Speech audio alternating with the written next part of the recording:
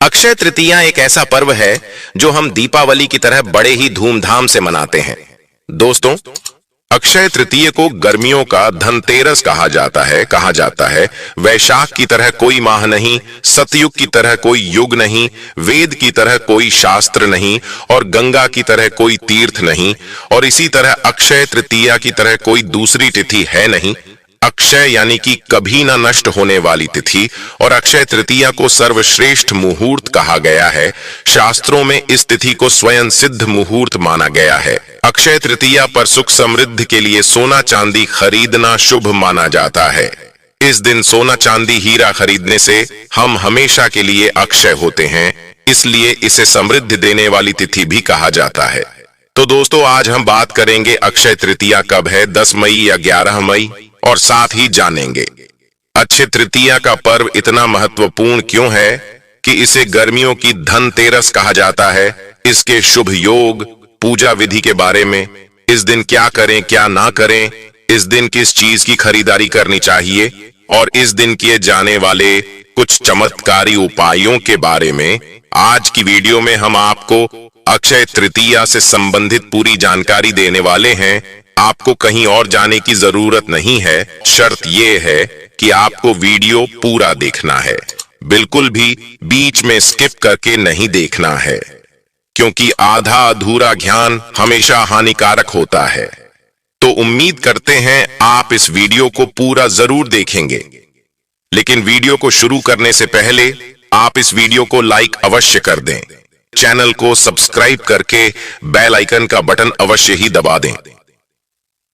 दोस्तों, हमारे शास्त्रों में 3 अबूझ मुहूर्त बताए गए हैं, जिस दिन आप किसी पंडित, किसी ज्योतिष से पूछे बिना कोई भी शुभ कार्य हो, 16 संस्कार हो कर सकते हैं।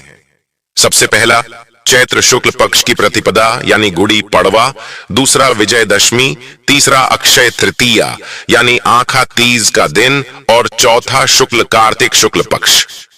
चंद्रमा का आधा भाग इन तिथियों पर सूर्य और चंद्रमा अपनी उच्च राशियों में रहते हैं, और इन्हीं तिथियों से सतयुग हो, द्वापर त्रेता हो, इनके शुरुआत की गणना की गई है। इन्हें चिरंजीवी तिथि भी कहते हैं, क्योंकि विशेष रूप से आखा तीज को, क्योंकि अष्ट चिरंजीवियों में से एक भगवान श्री परशुराम जी का जन्म इसी दिन हुआ था। धर्म की रक्षा के लिए भगवान विष्णु ने अनेक अवतार लिए, जिसमें नर नारायण, हरिगिरी, परशुराम, 3 अवतार, पवित्र अवतार अक्षय तृतीया को ही उदय हुए। अक्षय तृतीया के दिन माता गंगा का पृथ्वी पर अवतरण हुआ था, और गंगा के अवतरण से राजा सगर के 60,000 पुत्रों को मुक्ति मिली थी। और मां पार्वती जी ने आज के दिन ही देवी अन्नपूर्णा का अवतार लेकर भगवान शिव को भिक्षा दी थी। माता अन्नपूर्णा ने इसी दिन समस्त विश्व के भरण पोषण का भार भी संभाला था। धन धान्य की प्राप्ति के लिए किए जाने वाले कनकधारा स्तोत्र की रचना भी आदि शंकराचार्य के द्वारा इसी दिन की गई थी। आज के विशेष दिन ही कृष्ण सुदामा का मिलन हुआ था, और महाभारत के अनुसार अक्षय तृतीया के दिन ही भगवान श्री कृष्ण ने पांडवों की पत्नी द्रौपदी को पांडवों के अज्ञातवास के दौरान अक्षय पात्र भेंट किया था। अक्षय पात्र की विशेषता थी कि इसमें भोजन कभी खत्म नहीं होता था। जितनी मात्रा में जितना भोजन चाहिए, चमत्कारिक ढंग से प्राप्त होता था। अक्षय तृतीया दिन ही वह खास अवसर था जिस दिन महर्षि वेद व्यास जी ने महाभारत लिखना शुरू किया था, और महाभारत में ही श्रीमद् भागवत गीता भी समाहित है। और इस दिन अगर आप गीता जी में समाहित 18वें अध्याय का पाठ करते हैं, तो इससे अक्षय पुण्य की प्राप्ति होती है। इस दिन महाभारत की लड़ाई खत्म हुई थी। इसी दिन से सतयुग और त्रेता युग की शुरुआत भी हुई थी। वहीं मान्यताओं के अनुसार इसी दिन पर द्वापर युग का समापन भी हुआ था। और इसी दिन अक्षय तृतीया के बारे में जब युधिष्ठिर ने भगवान कृष्ण से पूछा था, तो भगवान कृष्ण ने उन्हें इसके महत्व को बताया था। श्री कृष्ण जी ने युधिष्ठिर को बताया कि अक्षय तृतीया के दिन जो भी रचनात्मक और सांसारिक कार्य किया जाएगा, उसका शुभ परिणाम व्यक्ति को प्राप्त होगा। तो चलिए जानते हैं साल 2024 में अक्षय तृतीया की तिथि कब है। पंचांग के अनुसार अक्षय तृतीया तिथि का प्रारंभ होगा 10 मई सुबह 4:17 पर, और तृतीया तिथि की समाप्ति होगी 11 मई सुबह 2:50 पर। 10 मई शुक्रवार को अक्षय तृतीया का दुर्लभ शुभ महासंयोग प्राप्त हो रहा है, क्योंकि शुक्रवार का दिन मां लक्ष्मी का है और अक्षय तृतीया इस बार शुक्रवार को ही मनाई जाएगी। बात करें पूजा के शुभ मुहूर्त के बारे में तो सुबह 5:33 से शुभ मुहूर्त प्रारंभ होगा और दोपहर 12:18 तक आप पूजा कर सकते हैं। और शुभ मुहूर्त में अक्षय तृतीया तिथि के दिन आप सोना खरीद सकते हैं। सोना खरीदने का शुभ मुहूर्त क्या होगा? देखिए, अक्षय तृतीया तिथि अपने आप में शुभ मुहूर्त है। आप पूरे दिन में सोना, चांदी, हीरे, आभूषण, रत्न, जमीन, गाड़ी या कोई भी खरीदारी आप दिन में आप कर सकते हैं। लेकिन राहु काल में खरीदारी नहीं करना चाहिए और राहु काल का समय रहेगा सुबह 10:45 से 12:23 तक। तो इस समय को छोड़कर आप पूरे दिन में कभी भी खरीदारी कर सकते हैं। कोई दिक्कत परेशानी नहीं है। पूरे दिन में जब भी आपको समय मिले आप इस दिन अवश्य कुछ न कुछ खरीदारी जरूर करें। इससे घर में सुख समृद्धि आएगी। जन्म जन्मांतर हमारे घर में सुख समृद्धि की बढ़ोतरी होगी। अक्षय अपने आप में सर्वश्रेष्ठ शुभ संयोग होता है। इस दिन मां लक्ष्मी और श्री हरि नारायण मतलब लक्ष्मी नारायण की पूजा आराधना की जाती है।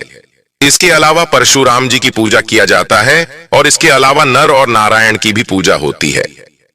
इस दिन हवन, स्नान, जप, दान, तर्पण करने के लिए शुभ माना जाता है। इस दिन सोना खरीदने से मां लक्ष्मी की कृपा बनी रहती है। इस दिन हिंदू धर्म में आस्था रखने वाले लोग शुभ कार्य प्रारंभ करते हैं। इसके साथ ही नई चीजों की खरीदारी का भी इस तिथि पर बड़ा महत्व है। ऐसा माना जाता है कि इस दिन खरीदारी और खासकर सोना खरीदने से घर में कभी भी धन धान्य की कमी नहीं होती। ये दिन आपके आध्यात्मिक उत्थान के लिए भी बहुत शुभ माना जाता है। अगर आप इस दिन प्रभु का ध्यान करते हैं तो आपको उनका आशीर्वाद प्राप्त होता है। इस दिन दान करने से भी आप जीवन में सुख समृद्धि प्राप्त कर सकते हैं। कोई भी नया काम हो, नया घर हो, नया कारोबार हो, इसको शुरू करने से उसमें बरकत मिलेगी, ख्याति मिलेगी। पंचांग देखे बिना ही आज के दिन कोई भी शुभ और मांगलिक कार्य जैसे विवाह, गृह प्रवेश, वस्त्र आभूषणों की खरीदारी, भूखंड, वाहन, कोई भी चीज की खरीदारी, कोई जमीन जायदाद, कोई नए कपड़े, कोई भी आभूषण, कोई नई संस्था की स्थापना, कोई समाजवादी की स्थापना, कोई उद्घाटन करना सभी श्रेष्ठ रहता है। मांगलिक कार्यों की शुरुआत के लिए अति उत्तम दिन है और इस दिन जो भी आप काम करेंगे इसमें खूब बरकत होगी। आज के दिन अपने कर्म हो, सेवा हो, दान से मनुष्य धर्म का पालन करना चाहिए। इस दिन पितरों के निमित्त कहीं पर भी भोजन दान करें। आश्रमों में आप भोजन, अनाज का दान कर सकते हैं। आप किसी गरीबों के आश्रम जा सकते, अंधों के आश्रम जा सकते हैं, वहां भोजन करा सकते हैं। तर्पण कराइए, अपने पितरों के निमित्त पिंड दान कराइए, इससे अक्षय फल प्राप्त होते हैं। आज के दिन गंगा स्नान या कोई भी तीर्थों में स्नान भी करना चाहिए। इससे जो भी आप पाप करते हैं वह समस्त पाप आपके नष्ट हो जाते हैं। दोस्तों, इस दिन जौ का दान करना चाहिए। एक मुट्ठी जौ कम से कम आप दान कीजिए। इससे स्वर्ण दान का महत्व, तो स्वर्ण तो आप दान नहीं कर सकते, तो धरती का प्रथम अन्य जौ माना गया है और जौ के दानों को स्वर्ण के दानों के बराबर माना जाता है।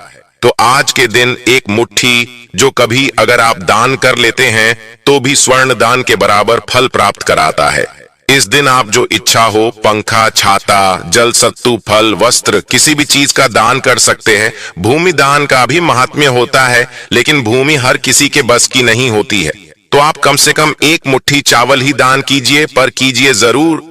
अक्षय तृतीया के दिन मां पार्वती नर नारायण की पूजा का विधान है और अक्षय तृतीया के दिन ही चारों धामों में से एक श्री बद्री नारायण के पट खुलते हैं। और आपको बता दूं, वृंदावन में जो बांके बिहारी जी का मंदिर है, उस दिन सिर्फ आज के दिन ही आपको श्री विग्रह के चरणों के दर्शन होते हैं, नहीं तो पूरे साल वो कपड़ों से ढके हुए रहते हैं। तो आज के दिन इसका महात्म्य है। तो खास जान जाए कि चमत्कारी तिथि है और इसका फायदा आपको उठाना है। इससे पहले किस किसने उठाया और इसका क्या महात्म्य है, तो छोटी सी कथा बताता हूं। प्राचीन काल में एक सदाचारी और देव ब्राह्मणों में श्रद्धा रखने वाला एक धर्मदास नाम का एक वैश्य हुआ करता था। उसका परिवार बहुत बड़ा था और वह सदैव बहुत व्याकुल रहता था। उसने किसी से व्रत के अक्षय तृतीय के व्रत के महात्म्य को सुना, तो जब यह भारत आया तो उसने व्रत किया, गंगा स्नान किया, देवी देवताओं की पूजा की, अपने इष्ट देवकुल देवी देवताओं की पूजा की और गोले के लड्डू पंखा जल से भरे हुए खड़े जाओगे हूं, नमक सत्तू दही चावल गुड़ सोना वस्त्र, यह सभी चीजें दिव्य ब्राह्मणों को दान किया। उसकी स्त्री को यह बात बिल्कुल अच्छी नहीं लगी और वह बार बार मना करने लगी। कुटुंब भजनों से चिंतित रहने और बुढ़ापे के कारण अनेक रोगों से पीड़ित होने पर भी वह उसके बाद से हमेशा अक्षय तृतीया करता रहा, कभी भी अपने धर्म कर्म और दान पुण्य से विमुख नहीं हुआ और यही व्यस्क फिर दूसरे जन्म में कुशावती का राजा बना। अपने अक्षय तृतीय के जो दान का प्रभाव था उसकी वजह से वह बहुत धनी और प्रतापी बना और वैभव संपन्न होने पर भी उसकी बुद्धि कभी धर्म से विचलित नहीं हुए।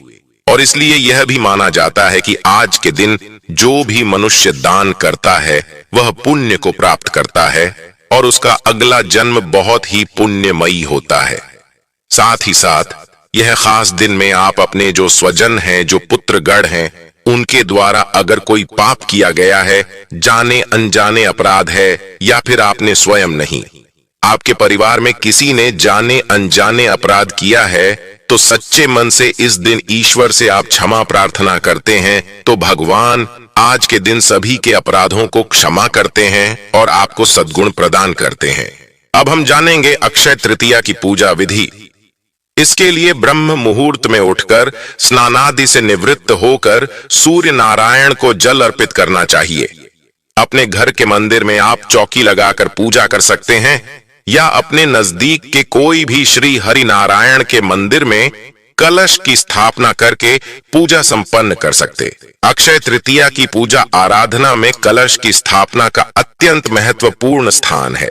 मतलब आप कलश स्थापना के बगैर अक्षय तृतीया की पूजा विधि को संपन्न नहीं कर सकते हैं। कलश की स्थापना करके विधि विधान से लक्ष्मी नारायण की पूजा करके धूप दीप अर्पित करके मां लक्ष्मी और श्री हरि विष्णु के मंत्रों का जाप अवश्य करना चाहिए। खीर का भोग अर्पित करें। सफेद मिठाई या दूध से निर्मित मिठाई का भोग लगाना उत्तम होता है। अपने सामर्थ्य के अनुसार और सच्ची श्रद्धा भक्ति से आपको भोग लगाना चाहिए। श्री हरि नारायण आपके भोग को अवश्य ही स्वीकार करेंगे। इसके बाद आप आरती करके क्षमा याचना कर लीजिए।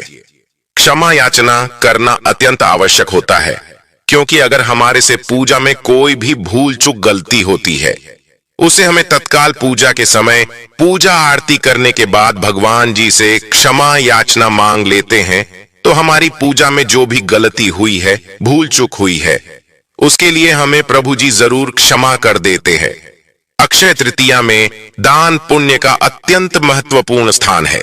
आप किसी भी चीज का दान कर सकते हैं, जो भी आपका सामर्थ्य है उसके अनुसार आप दान कर सकते हैं, लेकिन इस दिन जल से भरा कलश अवश्य दान करना चाहिए। एक कलश में जल भरकर उसमें थोड़ी चीनी शक्कर डालकर मीठा जल कर कि किसी भी ब्राह्मण को दक्षिणा के साथ दान कर देना चाहिए। इससे आपके जीवन में सुख समृद्धि आएगी। साथ ही आपके जीवन में अगर आर्थिक तंगी है तो उससे भी छुटकारा आपको मिल जाएगा। तो अब जानते हैं इस दिन क्या करना चाहिए। दोस्तों, अक्षय तृतीया का दिन मां लक्ष्मी को प्रसन्न करने का दिन कहा जाता है। अगर इस दिन मां लक्ष्मी के मंत्रों का हम अधिक से अधिक जाप करते हैं तो इससे हमें जन्म जन्मांतर के लिए मां लक्ष्मी की कृपा प्राप्त होती है। इस दिन मां लक्ष्मी श्री हरि नारायण के पूजा पाठ करके विष्णु सहस्त्र नाम का हमें पाठ करना चाहिए। इस दिन श्री सूक्त या कनकधारा का पाठ भी कर सकते हैं। कोई भी महालक्ष्मी के मंत्र का जाप आप कर सकते हैं। महालक्ष्मी का बीज मंत्र है ओम महालक्ष्मी नमः। आप इस मंत्र का जाप 108 की संख्या में अधिक से अधिक करके अपने जीवन का उद्धार कर सकते हैं। जीवन में सुख समृद्धि और खुशियां ला सकते तो आप जरूर उस दिन इस मंत्र का जाप करिए।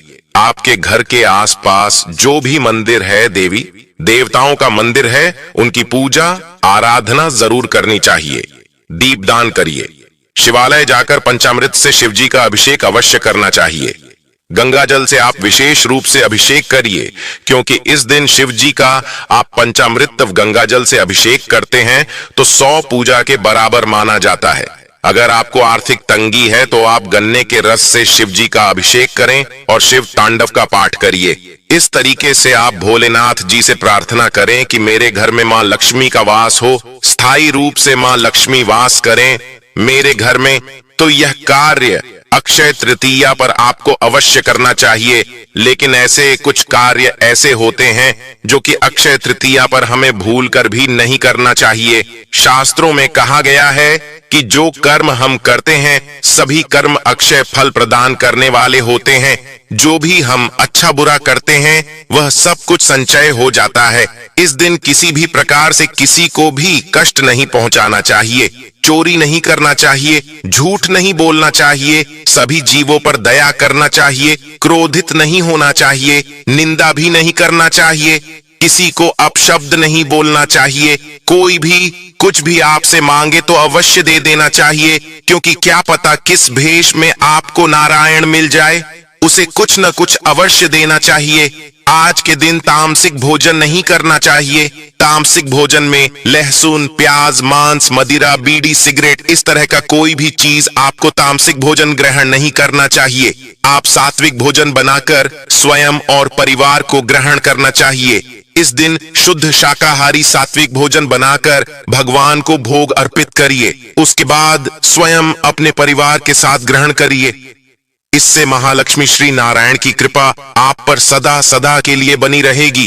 परिवार हमेशा सुरक्षित रहेगा, सारी मनोकामनाएं पूरी होगी, आर्थिक स्थिति मजबूत होगी, सफलता की प्राप्ति होगी। आज का दिन बहुत श्रेष्ठ है, ताकि मैं आपको एक महा उपाय बता रहा हूं। अगर आप यह उपाय अक्षय तृतीया के दिन कर लेते हैं तो मां लक्ष्मी की कृपा बरसने से आपके ऊपर कोई नहीं हो सकता है। अक्षय तृतीया के दिन माता लक्ष्मी को गुलाब का या फिर आप कमल का फूल अर्पित करिए।